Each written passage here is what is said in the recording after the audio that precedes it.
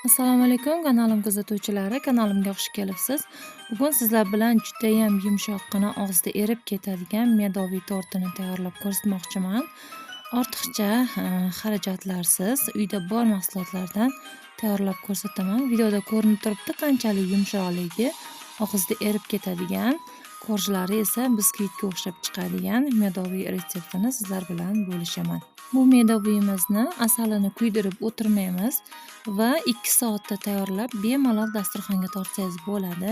Juda ham yumshoqqina, mazali bo'ladi. Bismillahirrohmanirrohim deb 7 dona tuxumni idishimizga chaqib olamiz. 250 gram shakar solamiz va essensiyangiz bo'lmasa vanilin solsangiz bo'ladi. Mikserni baland tezligida oppoq quyuq massa bo'lguncha ko'pirtirib olamiz. Agar mikseringiz bo'lmasa, venchikda tayyorlasangiz ham bo'ladi. Bu medoviyimizning siri tuxumimizni oppoq qilib, xuddi mana shunaqa qilib oppoq qilib ko'pirtirib olishimizda bo'ladi. Mana shunaqangi oppoq quyuq massa bo'ladi.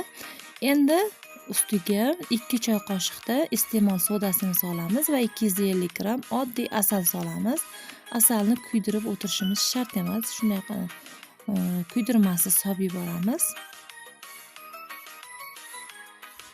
Buni ustiga esa 200 ml da o'simlik yog'i solamiz. Men paxta yog' soldim. Mana shunaqangi piyola uylaringizda bo'lsa, 1 piyola solsangiz yetadi. Buni yaxshilab mikserda aralashtirib olamiz. Tuxumli massamiz tayyor bo'ldi. Endi bunga 3 piyola to'ldirib un solamiz. Oliy navli undan ishlatdim. 600-700 gram atrofida ketadi. Men 600 gram soldim. Bundan ko'p solib yubormang unni. Xamirimiz qattiq xamir bo'lmasligi kerak, yumshoqqina, cho'ziluvchan xamir bo'lishi kerak. Yaxshilab qumoqlari qolmaguncha aralashtirib olamiz. Tayyor xamirimizning holati mana shunaqangi bo'lishi kerak.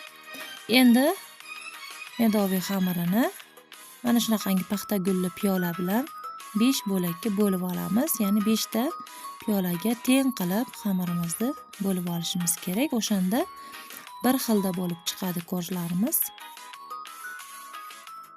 Bu orada duxovkamizni 180-200 gradusgacha tepa pastini baravar yoqib, qizitib qo'yishimiz kerak bo'ladi. Endi duxovka listiga teskari tomon o'girib, orqasiga yog' surib olamiz. Va piyoladagi xamirimizni solib, yupqa qilib yoyib olamiz.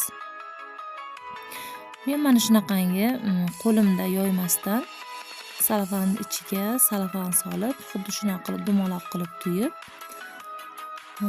ozgina yog'ga botirib, xamirni yoyib olsangiz, juda ham oson yoyiladi. Unlab qo'lingizni yoyib botishingiz shart emas. Tez yoyilib ketadi. Mana yoyib oldik. Endi 200 gradusda 10-12 minut pishirib olamiz. Mana birinchi biskvitimiz pishib tayyor bo'ldi. Chetlarini kesib, dumaloq qilib kesib olamiz. Va chetlaridan chiqqanini ustiga o'rvoq qilib ishlatamiz.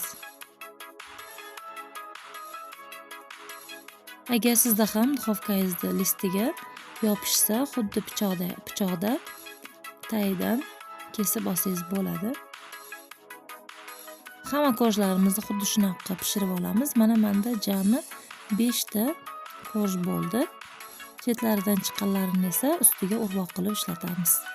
Endi tortimiz uchun krem tayyorlashimiz kerak bo'ladi. Krem uchun zavornoy kremdan foydalandim. Zavornoy krem ham oddiygina 1 dona tuxum solamiz. 350 gram shakar, 150 gram un, 1 kilo 500 sut solamiz. Biroz aralashtirib, 200 gram sut solib, yaxshilab aralashtirib, quyuq massa qilib olishimiz kerak. Unlari qumoq bo'lib qolmasligi kerak. Mana shunaqa holatga kelgandan keyin qolgan sutni solib, past olovga gazga qo'yib, zavorni atalamiz, quyilib, biqillab qaynaguncha qaynatib olamiz. Tinimsiz aralashtirib turamiz, chunki tagiga olib ketishi mumkin, oldidan ketib bo'lmaydi. Mana shunaqangi foychalar chiqib boshlaganda kremni gazdan olamiz, tayyor bo'ladi. Kremni sovib qolmasdan issiqligida xohlasangiz 200 gram margarin aralashtirsangiz bo'ladi kremga. Men oddiygina uy sharoitida oddiy qilib tayyorlab ko'rsatdim. Shunda ham mazali, juda ham yumshoqqina bo'lib chiqadi. Margarin solmasdan o'zini issiqligida qoshlarimizga surib olamiz kremni. Kremni 5 ta piyolaga bo'lib olsangiz teng taqsimlanadi. Biriga ko'p, biriga kam bo'lib qolmaydi. Albatta shu retsept bo'yicha tayyorlab ko'ring, sizga ham yoqishiga ishonaman.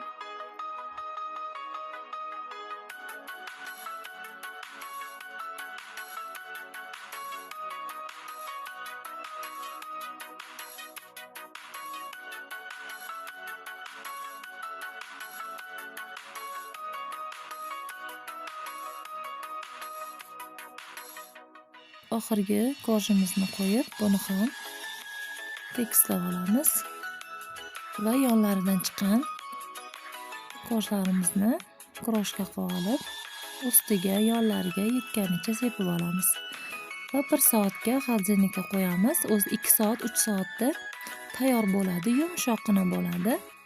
Men iftorlik dasturxoniga tayyorgarlik ko'rishimdan 2 soat oldin tayyorladim. Va o'shangacha mana kesilishi yumshoqqina shunaqa mazali chiqadi.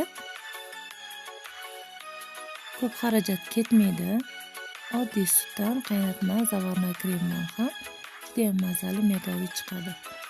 Kanalimda mehmon bo'lib turgan bo'lsangiz, kanalimga obuna bo'lib, video yoqqan bo'lsa birdana like bosib qo'yasiz degan umiddaman.